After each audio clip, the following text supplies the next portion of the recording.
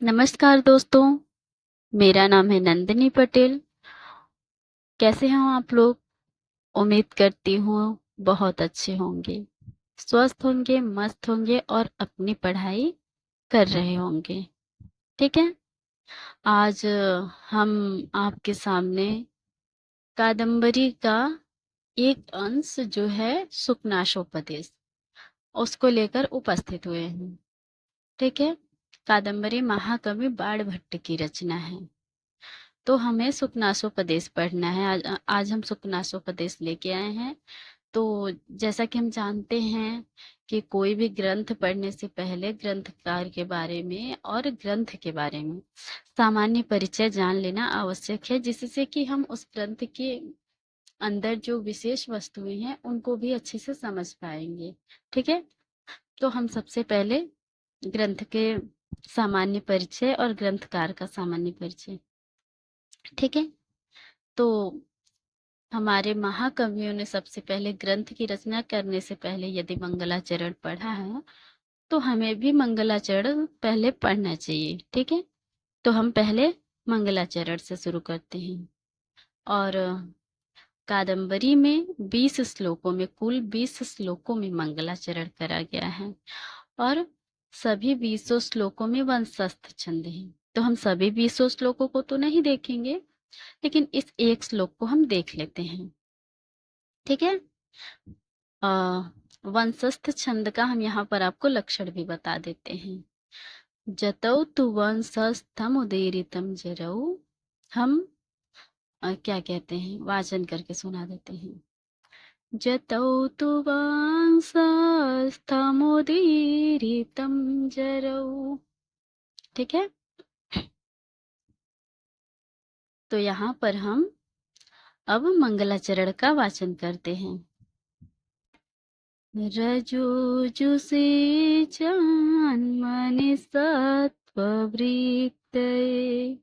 स्थितौ प्रजानां प्रलये तमः स्पृशे अजाय सर्गस्थितिनाशहेतवे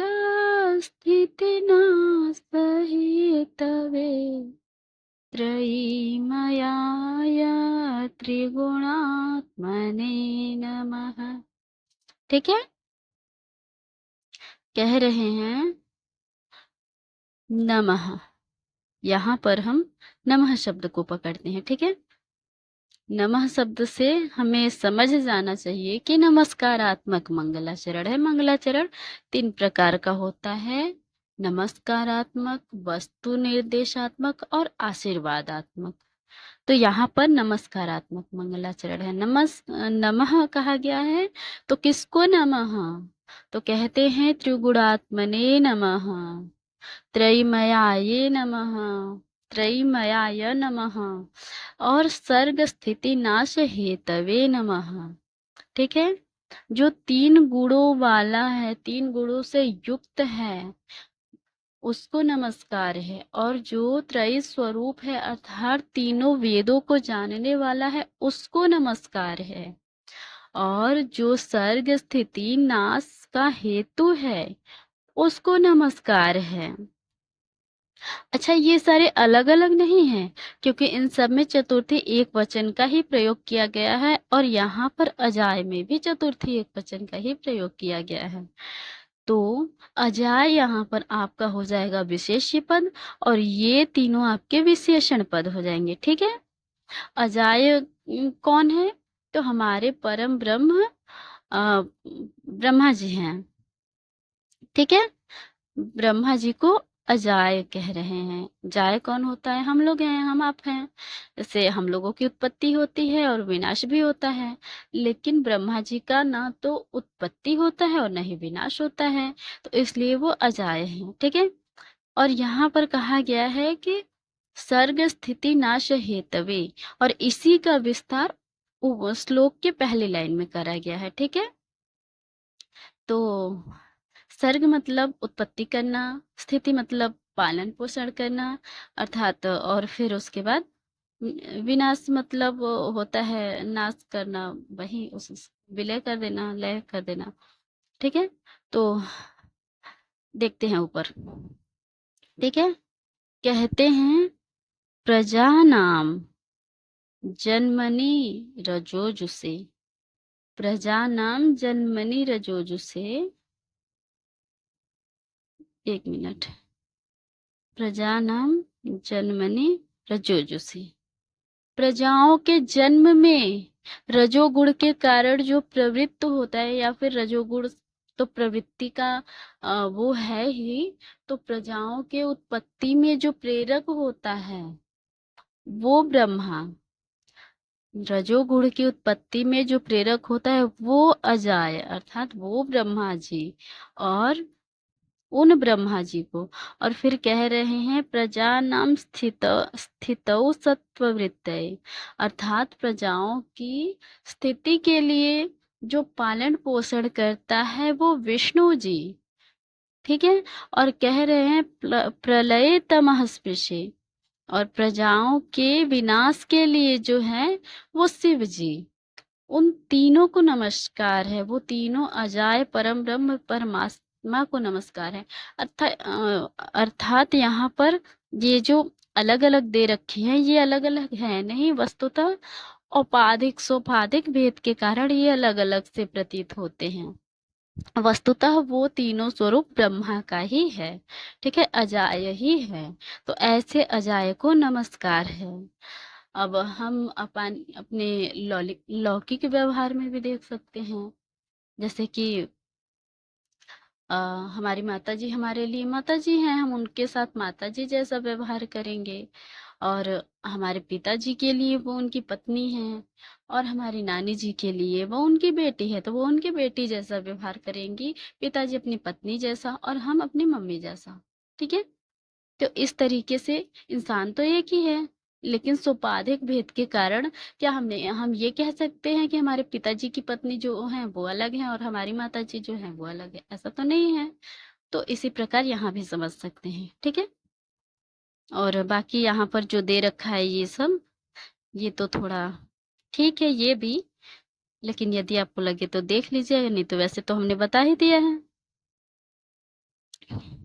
अब इसमें छंद तो वंशस्थ था ही, ब्रह्मा विष्णु महेश की स्तुति करी ही गई है, और लेखक हमने बताया बाणभट्ट हैं, और इनके पिताजी चित्रभानु हैं, माताजी राज देवी हैं। कथानक विधा जो है ये कथा है, तो कादम्बरी जो है कथा है, तो सुकनाशोपदेश कादम्बरी के अंतर्गत आता है, तो हम उसको भी कथा ही कह सकते हैं, उसमें कोई दो राय नहीं है।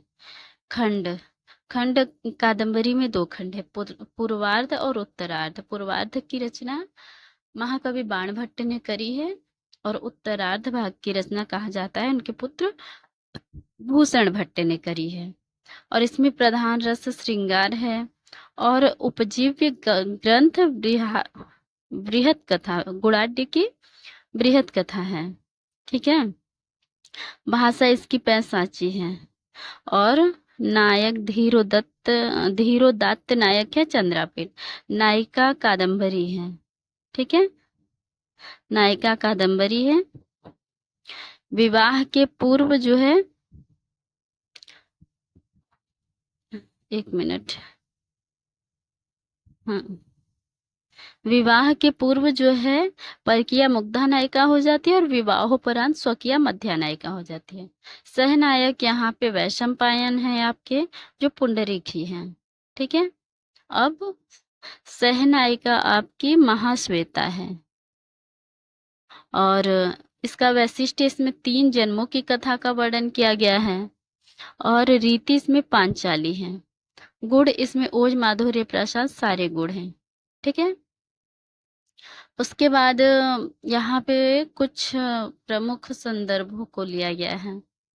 कादंबरी के कुछ कहते हैं ना कि इसका वर्णन किस ग्रंथ में है, एग्जाम में पूछ लिया जाता है कि जाबाली आश्रम का वर्णन किस ग्रंथ में, विंध्याटवी का वर्णन किस ग्रंथ में है, तो इसको देख लेना चाहिए। एक विंध्याटवी वर्णन, और अगस्त्याश्रम वर्णन, उसके बाद आपका अछोद सरोवर वर्णन, उसके बाद आपका जाबाल्याश्रम वर्णन, ठीक है, ये नहीं हो रहा है सही से। जाबाल्याश्रम और बस इतना आप ध्यान रख लीजिए। ठीक है, ये वाला और ये वाला और ये, हाँ, बाकी चीजें शूद्रक वर्णन, शुक वर्णन, चांडाल कन्या वर्णन, सबर सैन्य वर्णन, सालमली वृक्ष वर्णन और जाबाली वर्णन, उज्जैनी वर्णन, महाश्वेता वर्णन, कादम्बरी वर्णन, ये सभी आप याद रख सकते हैं। यदि ना रख पाए तो जितना हमने निशान लगाया है उतना तो अवश्य रख लें। ठीक है, उससे काम बन जाएगा आपका। अब यहाँ पे मालवा की राजधानी उज्जैनी, ठीक है, उज्जैनी है। और तारापीठ की पत्नी आपकी विलासवती है। सुखनास की पत्नी मनोरमा है। चंद्रापीठ के 3 जन्मों की कथा का वर्णन है। चंद्रमा, चंद्रापीठ और शूद्रक। ठीक है, और पुंडरीक के भी जिन 3 जन्म की कथा का क्रमशः, जो पहले जन्म में पुंडरीक थे, दूसरे जन्म में वैशंपायन और तीसरे में सुख। ठीक है, चंद्रापीठ की सेविका पत्र लेखा है। ठीक है, पूर्व जन्म में वो रोहिणी थी। चंद्रापीठ का घोड़ा इंद्रायुध पूर्व जन्म में पुंडरीक था। कपिंजल, सॉरी, चंद्रापीठ का घोड़ा इंद्रायुध पूर्व जन्म में पुंडरीक का मित्र कपिंजल था। इस जन्म में मतलब उसके बाद वो घोड़ा बन जाता है शापवश।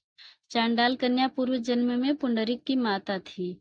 दिग्विजय के लिए निकले चंद्रापीठ किन्नर मिथुन का पीछा करते हुए अछूत सरोवर पहुंच गए थे। अछूत सरोवर पर तप करती हुई महाश्वेता को हंस गौरी की पुत्री पुंडरीक के कान पर लगी परिजात की, अच्छा, वो आकर्षित होती है। ठीक है, और ये तो बहुत इम्पोर्टेंट नहीं है। महाश्वेता की सहचरी तरलिका है। और यहाँ पर फिर उसके बाद कादम्बरी का अनुचर के यूरक वीणा वादक है। ठीक है, महीपे से श्वेत केतु और लक्ष्मी का पुत्र पुंडरीक है। महर्षि श्वेत केतु और लक्ष्मी, लक्ष्मी वही पुंडरीक मतलब वैशंपायन की माता जी है। ठीक है, अब चंद्रापीठ की सहचरी तो वो थी, पत्र लेखा थी। और कादम्बरी की सहचरी जो है आपकी वो मदलेखा है। ठीक है, अब इंद्रायुध, इंद्रायुध अश्व का सजीव वर्णन के कारण इनको बाण भट्ट को तुरंग बाण कहा जाता है। शुक द्वारा राजा की प्रशंसा में दाहिना पैर उठाकर गाया गया था आर्या छंद। वो छंद इस प्रकार से है। ठीक है, स्तन युगम श्रुशांतम समीपतरवर्ती हृदय सुकाग्नेः चरति विमुक्ताहारम व्रतमिव भवतो रिपुस्त्रीणाम। ये आर्या छंद में है। ठीक है, ये आर्या छंद में है। और तारापीठ की पत्नी विलासवती है। चंद्रापीठ की पत्नी कादम्बरी, पुंडरीक की महाश्वेता। ठीक है, महाकवि बाण भट्ट के बारे में कुछ बातें यहाँ पे विशेष हैं। एक मिनट, कहते हैं कादम्बरी रस ज्ञान आहारोपिन रुच्यते। जिसको कादम्बरी के रस का ज्ञान हो जाए उसको आहार भी अच्छा नहीं लगता है। ठीक है, कुछ खाना पीना अच्छा नहीं लगता। आहारम अपनी न रुच्यते। ठीक है, तो फिर इसको भोजन वगैरह अच्छा नहीं लगता है, क्योंकि कादम्बरी के ज्ञान का रस इतना अद्भुत है, वास्तव में बहुत अद्भुत है। आप पढ़ेंगे, पहले तो आप सुखनाशोपदेश ही पढ़ लीजिए, इतना आनंद आएगा आपको। इतनी अच्छी अच्छी बातें, इतनी अच्छे अच्छे उपदेश आपको उसमें दिए जाएंगे कि सुनने लायक हैं। और संस्कृत के विद्यार्थी और खासकर युवा पीढ़ी को तो मुझे लगता है अवश्य सुनना चाहिए। और संस्कृत के ना भी हो तो संस्कृत नहीं पढ़ सकते तो सुन तो सकते हैं, कुछ ना कुछ जरूर सीखने को मिलेगा। ठीक है, अब आगे चलते हैं, इनके वंश वृक्ष को देख लेते हैं। सबसे पहले वत्स हुए, फिर कुबेर हुए, कुबेर के 4 पुत्र हुए, अच्युत, ईशान, हर, पाशुपत, अर्थपति, अर्थपत, पाशुपत, पाशुपत के पुत्र हुए अर्थपति, अर्थपति के ये 11 पुत्र हुए। ठीक है, 11 पुत्रों में एक चित्रभानु है, ठीक है, जो कि बाणभट्ट जी के पिताजी हैं। और उनके पुत्र फिर बाणभट्ट हुए, फिर उसके बाद भूषण भट्ट या पुलिंद भट्ट हुए। ठीक है, ये हुए उनके पुत्र। अब हम देखते हैं आगे। इनका जन्म समय एक मिनट, थोड़ा छोटा करते हैं। हाँ, इनका जन्म समय 7वीं शताब्दी का पूर्वार्ध है और जन्म स्थान सोर नदी के पश्चिमी तट पर प्रीतिकुट नामक ग्राम में हुआ था। और जो कि इस टाइम पे बिहार प्रांत के शाहाबाद जिले में है। ठीक है, और इनके गुरु इनके गुरु का नाम भरवु या भरसु है। हम लिख देते हैं, उसमें अच्छे से नहीं पता चल रहा है, हम लिख देते हैं। ठीक है, थोड़ा बड़ा करके, 1 मिनट इधर।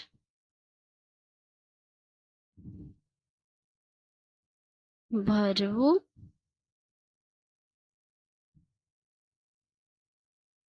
ये वो है, आप समझिए इसको। हाँ, भरवु या यहाँ पे लिख देते हैं, जगह है, क्योंकि परीक्षाओं में अब गुरुजी के भी नाम पूछे जाने लगे हैं। महाकवि भर्तृहरि के गुरुजी का नाम अभी पूछा गया हाल में नेट में, तो क्या पता इनका भी किसका कब पूछ लिया जाए। एक बार पूछ लिया गया है तो हमको सतर्क रहना चाहिए। ठीक है, इस प्रकार से नाम है। हैंड राइटिंग पे मत जाइएगा क्योंकि हमारा पेन ऐसे ही चल रहा है। ठीक है, और कादम्बरी जो है इनकी मुख्य रचना है, और हर्षचरित भी इनकी मुख्य रचना है। कादम्बरी और हर्षचरित इनकी 2 रचनाएं मुख्य हैं। और ये चंडी शतक, पार्वती परिणय, मुकुट ताड़ितक, ये 3 इनकी गौड़ रचना है। ठीक है, कादम्बरी कथा है और 2 भागों में, पूर्वार्ध और उत्तरार्ध। हर्षचरित आख्यायिका है जिसमें 8 उच्छ्वास है। ठीक है, अब हम देख लेते हैं कि महाकवि बाणभट्ट को किसने क्या कहा है।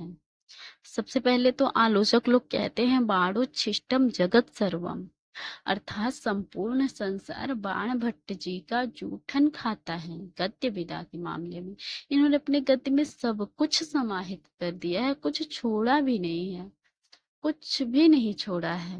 तो इसके बाद जो भी कवि या लेखक गद्य रचना लिखने जाएंगे, लिखने बैठेंगे, उनको इनसे कुछ ना कुछ लेना पड़ेगा। इसीलिए कहा है बाणोच्छिष्टम जगत सर्वम। ठीक है, अब आगे देखते हैं हम। चंद्रदेव जी कहते हैं, ठीक है, हम इसका वाचन कर देते हैं। वैसे जरूरी आपको यहाँ पे बाणहस्तु पंचानन ही है। ठीक है, क्योंकि यहाँ पे ये पूछा जाता है कि किसकी भक्ति है, महाकवि चंद्रदेव की। ठीक है, हम वाचन कर देते हैं एक बार।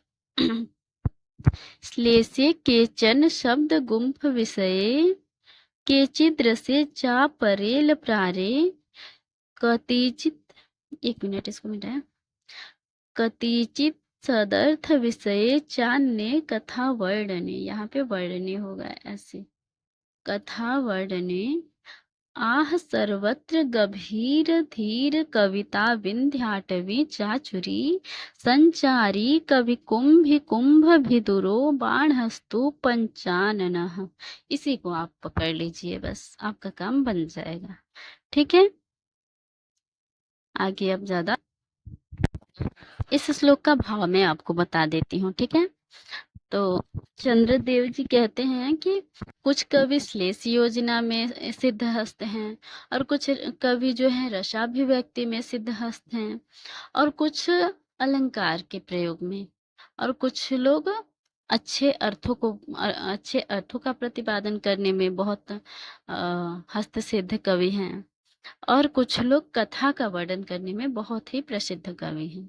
लेकिन ठीक है, इनके महाकवि बाणभट्ट के बारे में कहा है कि लेकिन ये तो मतलब इन सभी में बहुत ज्यादा निपुण हैं, इनके में लोग एक एक चीज में प्रतिभावान हैं, ये इन पांचों में हैं।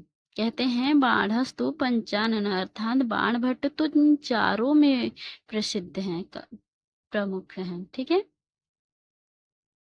अब हम ज्यादा व्याख्या नहीं करेंगे उसका, क्योंकि हमको जो काम की चीज बस यहाँ पे ये ही है। ठीक है, अब आगे धर्मदास जी को देखते हैं ये क्या कहते हैं। इसका वाचन करते हैं, उसके बाद हल्का सा अर्थ बताते हुए हम आगे बढ़ेंगे, क्योंकि हमको बहुत ज्यादा इसकी जरूरत नहीं है, बस ध्यान में रखना है कि हाँ किसकी पकती है, क्योंकि यहाँ पूछ लेगा कि बाढ़स तो पंचानन, तो हमको बताना होगा कि किसकी पकती है। ठीक है, रुचि रस स्वर वर्ण पदा रस भावती जगन मनो हरति, सा किम तरुणी नहि नहि वाणी बाढ़स्य मधुर शीलस्य। ठीक है, इसका अर्थ देखते हैं। धर्मदास कहते हैं कि इनके जो काव्य में स्वर वर्ण और पद हैं वो रस से युक्त तथा भाव से युक्त हैं, और रस से युक्त और भाव से युक्त होते हुए मन को हरने वाले होते हैं। तो क्या वो कोई सुंदर स्त्री या युवती है जो हमारे मन को हरण करती है? तो कहते हैं नहीं नहीं वाणी बाढ़स्य मधुर शीलस्य, नहीं नहीं वाणी बाढ़स्य मधुर शील, कहते हैं नहीं नहीं वह तो मधुर शील वाली महाकवि बाण भट्ट जी की वाणी है। ठीक है, अब हम आगे आचार्य गोवर्धनाचार्य जी के बारे में देखते हैं। ठीक है, इनके बारे में भी बस ये वाणी बाणो बभूवस्य, वाणी बाणो बभूवेति, ये ही पूछी जाती है कि किसकी है। फिर भी हम देख लेते हैं पूरा श्लोक ताकि हमको याद रहे। जाता शिखंडिनो प्राग्यथा शिखंडी तथा वगच्छामि, प्रगल्भ्यमधिकम आप्तुम वाणी बाणो बभूवेति। ठीक है, इसका अर्थ देख, यहाँ पर गोवर्धनाचार्य जी कहते हैं कि जिस प्रकार पहले शिखंडिनी ने शिखंडी के रूप में जन्म लिया था, उसी प्रकार वाणी, हमारी वाणी देवी जो है, वाग देवी जो है, वो अत्यधिक प्रौढ़ प्रगल्भ होने के लिए स्वयं बाणभट्ट का सहारा लिया है उन्होंने। ठीक है, उन्होंने स्वयं बाणभट्ट को धारण किया है। ठीक है, अब हम सोमेश्वर देव के बारे में देखते हैं। तो पहले इसका वाचन कर देते हैं। ठीक है, यहाँ गोवर्धनाचार्य वाले श्लोक में केवल बाणी बाणो बभूव, इसको याद कर लेंगे तो आपका काम बन जाएगा, यही पूछा ही जाता है। ठीक है, अब ठीक है, कादम्ब एक मिनट, कादम्बरी कथा श्रुत्वा कवयो मौन समागताः, बाणध्वनावनध्यायो भवतीति श्रुतिर्यतः।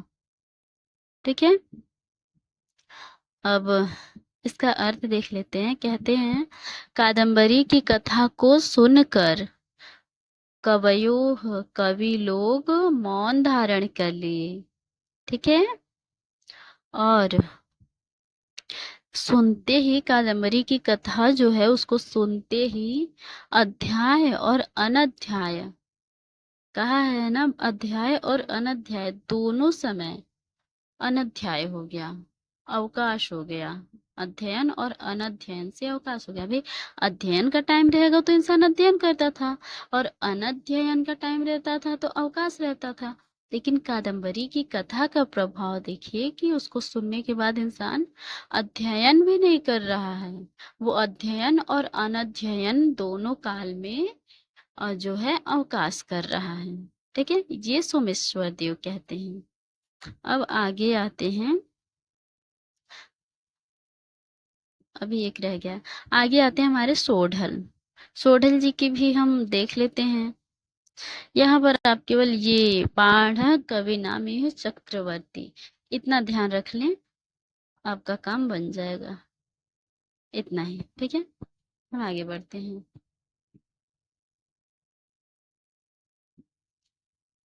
ठीक है, आज हम यहीं तक रह देते हैं, कल से मूल टेक्स्ट पढ़ेंगे। आ, ये हमारा आज का मतलब पहला वीडियो है, तो हो सकता है मेरी से बहुत सारी त्रुटियां भी हुई हो सकता है मुझे समझाने में भी कहीं कहीं दिक्कत आई हो। तो आप लोग पढ़िएगा, थोड़ा बहुत तो मुझे लगता है कि लाभ अवश्य होगा। और यदि होगा नहीं होगा जैसा भी होगा, आप हमें कमेंट करके ज़रूर बताएं, क्योंकि यदि आप बताएंगे मेरी गलती कहाँ है क्या है, ये मेरी पहली वीडियो है, तो मैं इससे सीख के और सुधारूंगी। ठीक है, तो उम्मीद करती हूँ आप लोगों को ये वीडियो पसंद आई होगी, कुछ फायदा भी हुआ होगा। तो अब हम ये कक्षा यहीं पे समाप्त करते हैं। ठीक है, धन्यवाद।